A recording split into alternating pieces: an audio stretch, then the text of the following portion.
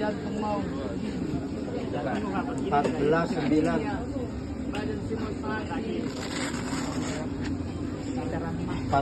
Berarti udah lebih dari pagi, udah lebih dari 10 hari ya? 10 kali ya?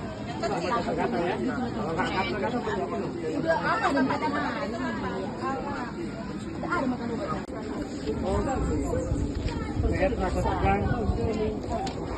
Pundaknya agak pegal-pegal gitu ya? Perut isi ya. Mama, namanya siapa? Dinor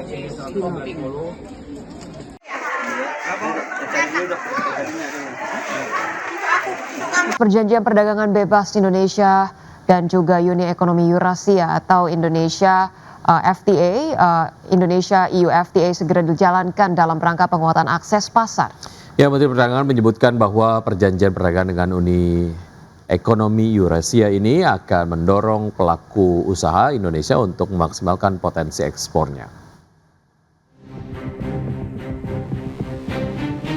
Menteri Perdagangan Budi Santoso mengungkapkan optimismenya terhadap Perjanjian Perdagangan Bebas Indonesia, Uni Ekonomi Eurasia yang tertuang dalam Indonesia EA-EU FTA yang akan segera disepakati kedua pihak.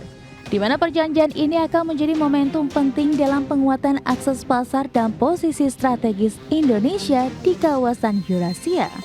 Mendak menegaskan akan mendorong pelaku usaha Indonesia untuk memaksimalkan ekspor ke kelompok negara Eurasia. Tercatat kawasan Eurasia terdiri dari 92 negara berdaulat seperti Belarusia, Armenia, Georgia, hingga Azerbaijan, memiliki potensi pasar yang cukup besar.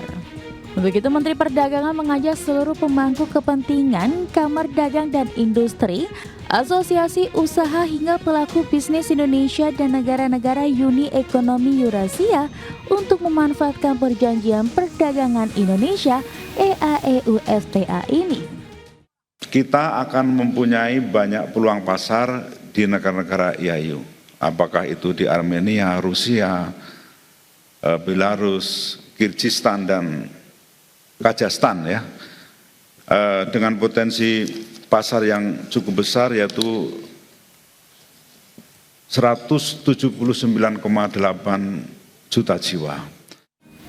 Mendak menambahkan hingga saat ini perdagangan Indonesia dengan Uni Ekonomi Eurasia menunjukkan tren positif. Pada 2024, kedua pihak mencatatkan total nilai perdagangan sebesar 4,5 miliar dolar Amerika Serikat.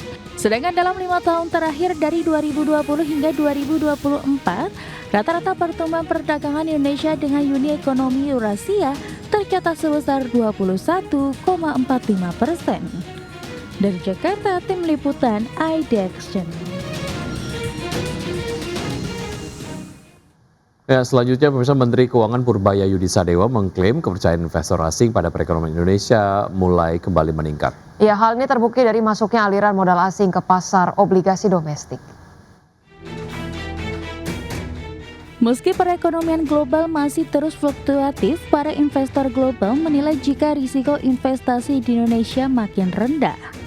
Selisih imbal hasil antara surat berharga negara dan obligasi pemerintah Amerika turun dari 240 bps ke 197 bps. Menurut Menteri Keuangan Purbaya Yudi Sadewa, rendahnya yield spread antara SBN terhadap US Treasury itu mencerminkan kepercayaan investor terhadap fundamental ekonomi Indonesia. Ini saya tunjukkan tuh SBN yang di bawah kurva yang kanan bawahnya itu ada keterangan tuh SBN tadinya totalnya outflow tapi Desember sudah inflow 2,64 triliun, SRBI Desember sudah inflow 21,17 triliun, saham juga sekarang Desember sudah inflow 3,49 triliun. Jadi sepertinya ada perbalikan kepercayaan investor asing terhadap Indonesia. Purbaya menambahkan depresiasi rupiah dinilai masih relatif moderat dibanding dengan sejumlah negara berkembang lain seperti India dan Turki. Hal ini menjadi indikator optimisme para pelaku pasar terhadap perekonomian Indonesia yang terus menguat. Dari Jakarta, tim liputan IDX Channel.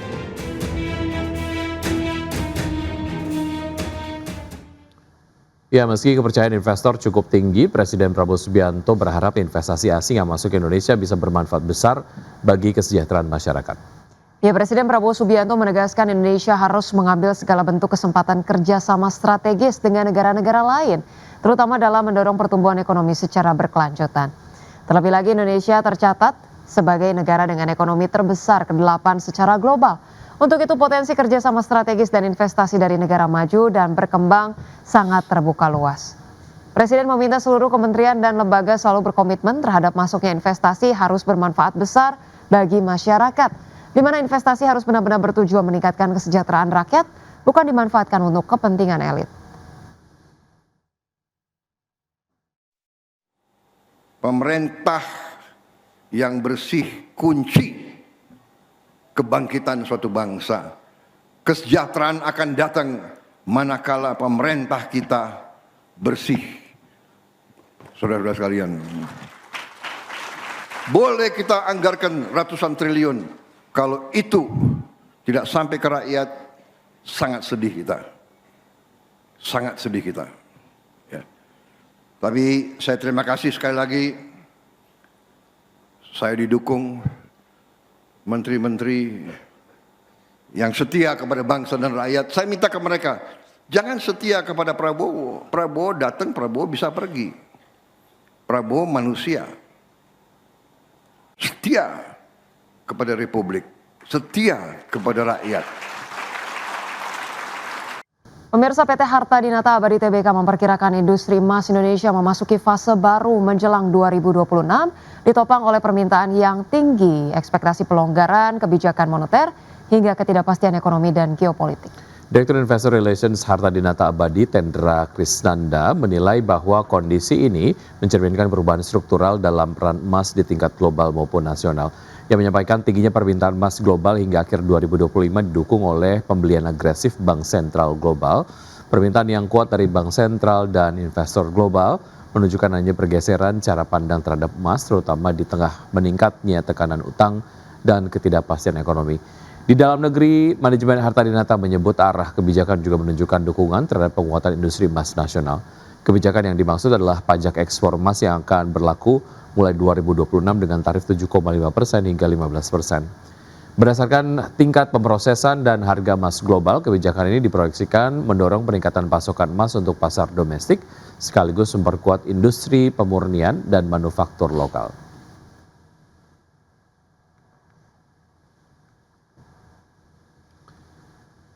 Ya, sektor kesehatan menjadi mesin baru pertumbuhan Astra. Langkah PT Astra International Tbk mendiversifikasi bisnis ke sektor layanan kesehatan dinilai menjanjikan dan berpotensi menjadi sumber pertumbuhan baru pada tahun 2026. Ya, investasi puluhan triliun rupiah digelontorkan Astra ke platform digital hingga rumah sakit fisik untuk membangun bisnis yang lebih defensif dan berkelanjutan. Analis menilai investasi Astra di platform digital Halodoc serta rumah sakit Hermina dan Heartology akan mulai memberikan kontribusi laba yang lebih stabil seiring meningkatnya skala dan kematangan operasional. Diversifikasi ini dinilai strategis untuk meningkatkan produktivitas aset serta mengkompensasi tekanan imbal hasil ekuitas di sektor bisnis tradisional Astra. Prospek positif sektor kesehatan didukung kuatnya permintaan domestik pertumbuhan kelas menengah serta potensi sinergi antara telemedis dan jaringan rumah sakit fisik. Namun analis mengingatkan adanya resiko regulasi BPJS Kesehatan seperti penerapan kelas rawat inap standar yang berpotensi menekan margin operasional. Implementasi sistem ERP dinilai dapat meningkatkan efisiensi dan menahan kenaikan biaya.